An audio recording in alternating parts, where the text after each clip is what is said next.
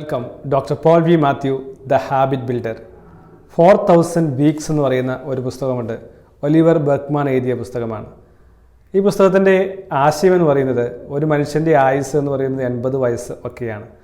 അപ്പോൾ ഏകദേശം 4000 വീക്സ് 4000 ആഴ്ചകളാണ് മനുഷ്യൻ ജീവിക്കുന്നത്.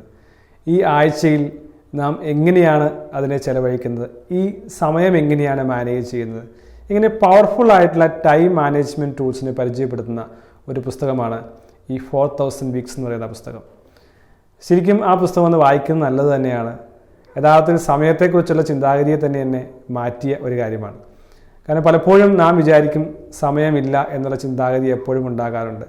മാത്രമല്ല ചെറിയൊരു ജീവിതം മാത്രമേ ഉള്ളൂ, 4000 ആഴ്ചകൾ മാത്രമേ ഉള്ളൂ, 70-80 വയസ്സ് മാത്രമേ ഉള്ളൂ.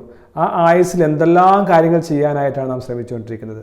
വീട് പണിയണം, വിദ്യാഭ്യാസം പൂർത്തിയാക്കണം, മക്കൾ വേണം, അവരെ നോക്കണം, അവരെ കല്യാണം കഴിക്കണം, ഇങ്ങനെ ധാരാളം കാര്യങ്ങൾക്ക് വേണ്ടി നാം അലഞ്ഞു നടക്കുന്ന ആളുകളാണ്. എന്നാൽ ഈ അപ്രോച്ച് തന്നെ മാറേണ്ടത് ആവശ്യമാണെന്നുള്ളതാണ് പുസ്തകം പറയുന്നത്.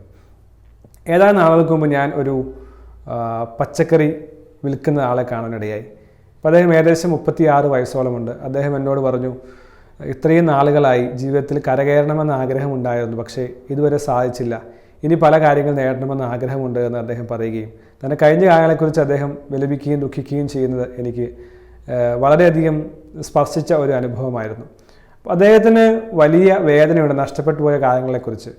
എന്നാൽ നേരത്തെ മനസ്സിലാക്കിയിരുന്നുവെങ്കിൽ ഒരുപക്ഷെ തീർച്ചയായും നേട്ടം കൊയ്യുവാൻ സാധിക്കുമായിരുന്നു. പക്ഷെ ഇനിയും ഈ നഷ്ടപ്പെട്ട കാലഘട്ടത്തിൽ ഇനിയും നേട്ടം കൊയ്യുവാനായിട്ട് സാധിക്കും.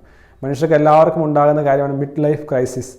ജീവിതത്തിൻ്റെ പകുതി എത്തുമ്പോഴാണ് മനസ്സിലാകുന്നത് എങ്ങും എത്തിയില്ല, ഇനിയും എങ്ങോട്ടൊക്കെയോ പോകാനുണ്ട്. അതിൽ കുറേ കാര്യങ്ങൾ നേടിയിട്ടുണ്ടാകാം, പക്ഷെ സന്തോഷമോ അല്ലെങ്കിൽ ഒരു സ്നേഹമോ സമാധാനമോ ഒന്നും ജീവിതത്തിൽ ഉണ്ടാകുന്നില്ല. ഒരു കാര്യം നമുക്ക് കൃത്യമായി മനസ്സിലാക്കുവാൻ സാധിക്കുന്നത് you cannot master your time എന്നുള്ള കാര്യമാണ് ഈ പുസ്തകത്തിൽ പറയുന്നത്. നമ്മുടെ സമയത്തെ മാസ്റ്റർ ചെയ്യാൻ നാം ശ്രമിക്കുന്നെങ്കിൽ അത് വ്യർത്ഥമായിട്ടുള്ള കാര്യമാണ്. ആ സമയത്ത് നമുക്ക് കൺട്രോൾ ചെയ്യാൻ സാധിക്കുകയില്ല. എല്ലാ കാര്യങ്ങളും കൃത്യസമയത്ത് ചെയ്യണമെന്ന് ആഗ്രഹിക്കുന്നത് തന്നെ അത് ഒരു മിത്തായിട്ടുള്ള കാര്യമാണെന്നുള്ളതാണ് ഈ പുസ്തകത്തിൽ പറയുന്നത്. ഒലിവർ ബർഗ്മാൻ എങ്ങനെയാണ് സമയത്തെ നാം മാനേജ് ചെയ്യേണ്ടത്, സമയത്ത് നോക്കിക്കാണേണ്ടത് എങ്ങനെയാണ് തുടങ്ങിയ വിഷയങ്ങളെക്കുറിച്ചെല്ലാം പറയുന്നുണ്ട്.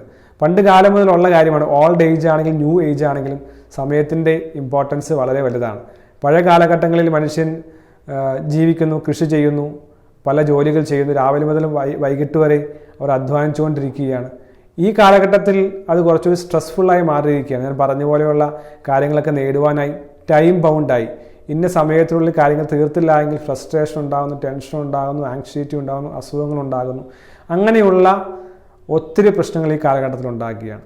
എന്നാൽ അത് ഒരു തെറ്റായ ജീവിത രീതിയാണെന്നും വെൽ സ്ട്രക്ചേർഡ് ആയിട്ടുള്ള ജീവിതത്തിന് വേണ്ടി നാം പരിശ്രമിക്കുകയും അതിനുവേണ്ടി കണിശത കാണിക്കുകയും ചെയ്യുന്നതിന് വലിയ അർത്ഥമില്ല എന്നുള്ളതാണ് ഈ പുസ്തകത്തിൽ മനസ്സിലാക്കുവാൻ സാധിക്കുന്നത്. എനിക്ക് പുസ്തകം വായിച്ചപ്പോൾ തോന്നിയത് എത്രമാത്രം ഫ്രീ ടൈം നമ്മുടെ ജീവിതത്തിൽ ഉണ്ടാക്കുവാൻ സാധിക്കുന്നു, അതാണ് ഏറ്റവും വലിയ സമ്പത്ത് എന്നുള്ളതാണ്. ഈ ഫ്രീ ടൈം എന്തിനു വേണ്ടിയാണ്? നമ്മുടെ പാഷന് വേണ്ടി സ്പെൻഡ് ചെയ്യുവാനായി നാം ഫ്രീ ടൈം കണ്ടെത്തുക. ഒരുപക്ഷെ നമ്മുടെ ഫാമിലി ആയിരിക്കാം പാഷൻ, നമ്മുടെ സ്കില്ലായിരിക്കാം പാഷൻ, അല്ലെങ്കിൽ നമ്മുടെ യാത്ര പോകുന്നതായിരിക്കാം പാഷൻ. എത്ര സമയമാണ് നമുക്കൊരു ദിവസം അല്ലെങ്കിൽ ഒരാഴ്ച, ഒരു മാസം ഫ്രീ ആയി കിട്ടുന്നത്? ഈ ഫ്രീ ടൈം എൻജോയ് ചെയ്യാനായിട്ട് നമുക്ക് സാധിക്കുന്നുണ്ടോ? Stop structuring and you can even procrastinate. നിങ്ങൾക്ക് വേണമെങ്കിൽ കാര്യങ്ങൾ മാറ്റിവെക്കുവാൻ സാധിക്കും. ഒരു കാര്യം ചെയ്തേ തീരുമെന്നുള്ളത് നമുക്ക് സ്ട്രക്ചേർഡ് ലൈഫിലുള്ള കാര്യം. പക്ഷേ നമ്മൾ ടയേർഡ് ആയെങ്കിൽ തീർച്ചയായും അത് മാറ്റിവെക്കുക. അപ്പോൾ അതിൻ്റെ ഒരു അണ്ടർലൈങ് ആയിട്ടുള്ള ഫിലോസഫി എന്താണെന്നുള്ളത് നാം മനസ്സിലാക്കിയിരിക്കേണ്ടത് വളരെ ആവശ്യമാണ്. ടൈം മാനേജ്മെൻറ്റ് ടൂൾസാണ് ഈ പുസ്തകത്തിൽ പറയുന്നത്. എന്നിരുന്നാൽ തന്നെയും ഒത്തിരി കാര്യങ്ങൾ നമുക്ക് മനസ്സിലാക്കുവാൻ സാധിക്കും. അപ്പോൾ എല്ലാ കാര്യങ്ങളും സമയത്ത് പൂർത്തീകരിക്കണം എന്ന് പറഞ്ഞ് ഫുൾ ടൈം സ്ട്രെസ്ഫുള്ളായി നാം ഓടി നടക്കുകയോ അലഞ്ഞു നടക്കുകയോ ചെയ്തുകൊണ്ട് ജീവിതം ഒരിക്കലും ആസ്വദിക്കുവാൻ സാധിക്കില്ല. ഫ്രീ ടൈം വേണം, ലിഷർ ടൈം വേണം, എൻജോയ് ചെയ്യാൻ സാധിക്കണം. ഫ്രീ കിട്ടുന്ന സമയം നമ്മുടെ പാഷന് വേണ്ടിയും ഹോബിക്ക് വേണ്ടിയും കുടുംബത്തിന് വേണ്ടിയും നമ്മെ സ്നേഹിക്കുന്നവർക്ക് വേണ്ടിയും നമുക്ക് സന്തോഷം കിട്ടുന്ന കാര്യങ്ങൾക്ക് വേണ്ടിയും സ്പെൻഡ് ചെയ്യാനായിട്ട് സാധിക്കണം. അപ്പോൾ ഒരു പ്രധാനപ്പെട്ട കാര്യമായി 2 എസൻസ് ഞാൻ പറഞ്ഞുകൊണ്ട് ഈ വീഡിയോ അവസാനിപ്പിക്കുകയാണ്. കഴിയുമെങ്കിൽ പുസ്തകം വായിക്കുക. അത്യാവശ്യം ഗഹനമായി തന്നെ കടന്നു പോകുന്ന പുസ്തകമാണ്. ഒരേ സമയത്ത് നമുക്ക് വിജയിക്കുകയും വേണം, സമ്പത്തുണ്ടാകുകയും വേണം, പ്രശസ്തി ഉണ്ടാകുകയും വേണം. അറ്റ് ദ സെയിം ടൈം നമുക്ക് ആരോഗ്യം കാത്തു സൂക്ഷിക്കണം, കുടുംബ ബന്ധങ്ങളുണ്ടാകണം, സ്നേഹമുണ്ടാകണം, സമാധാനമുണ്ടാകണം, സന്തോഷിക്കണം. ഇത് രണ്ടും എങ്ങനെ സാധ്യമാക്കുവാൻ സാധിക്കും? അപ്പോൾ മാക്സിമം ഫ്രീ ടൈം നമുക്കുണ്ടാക്കാൻ നമുക്ക് പറയുമ്പോൾ എളുപ്പമാണെങ്കിലും അത് സാധ്യമല്ലല്ലോ. അപ്പോൾ അതുകൊണ്ട് പുസ്തകത്തിൽ പറയുന്ന കാര്യം ഏറ്റവും പ്രധാനപ്പെട്ടത്, നമുക്ക് ജീവിതത്തിൽ വേണ്ട ഏറ്റവും പ്രധാനപ്പെട്ട കാര്യത്തെ പ്രയോറിറ്റൈസ് ചെയ്തുകൊണ്ട് അതിന് മുൻഗണന കൊടുത്തുകൊണ്ട് അത് തീർക്കുവാനായിട്ട് ശ്രമിക്കുക. അപ്പോൾ നമുക്ക് ആവശ്യമില്ലാത്ത കാര്യത്തെ ഒഴിവാക്കുവാനും അങ്ങനെ നമുക്ക് ഫ്രീ ടൈം കണ്ടെത്തുവാനും സാധിക്കും. ഏറ്റവും പ്രധാനപ്പെട്ട കാര്യമാണ് പ്രയോറിറ്റൈസ് ചെയ്യുക. ഏറ്റവും പ്രധാനപ്പെട്ട കാര്യം ചെയ്ത ശേഷം ബാക്കി സമയം നാം ക്രിയേറ്റീവായി നമുക്ക് ജീവിക്കാനായി നാം ചെലവഴിക്കുക. ഇപ്പോൾ പ്രൊഡക്ടിവിറ്റി ട്രാപ്സ് എന്ന് പറയുന്ന പല കാര്യങ്ങളും ഈ പുസ്തകത്തിൽ പറയുന്നുണ്ട്. നാം പ്രൊഡക്ടിവിറ്റി കൂട്ടണമെന്നുള്ള ആഗ്രഹത്തോടെ രാവും പകലും അധ്വാനിക്കുന്നു, പക്ഷേ അത് ട്രാപ്പായി മാറുകയാണ്. ഈ പച്ചക്കറിക്കാരൻ പറഞ്ഞതുപോലെ തന്നെ ഒരുപക്ഷെ മിഡ് ലൈഫിലായിരിക്കും തിരിച്ചറിയുന്നത് എനിക്ക് ജീവിക്കാൻ സാധിച്ചിട്ടില്ല എന്നുള്ളത്. അല്ലെങ്കിൽ പലരുടെയും കുടുംബ ബന്ധങ്ങളൊക്കെ പണമുണ്ടാക്കി, പ്രശസ്തി ഉണ്ടാക്കി, ജോലി ഉണ്ടാക്കി, വീടുണ്ടാക്കി, വാഹനമുണ്ടാക്കി, മക്കളെല്ലാം നല്ല നിലയിൽ കെട്ടിച്ചൊക്കെ വിട്ടു, അല്ലെങ്കിൽ അവരൊക്കെ വളർത്തി, പക്ഷേ കുടുംബജീവിതം തകർന്നു പോയ ആളുകളുണ്ടാകാം.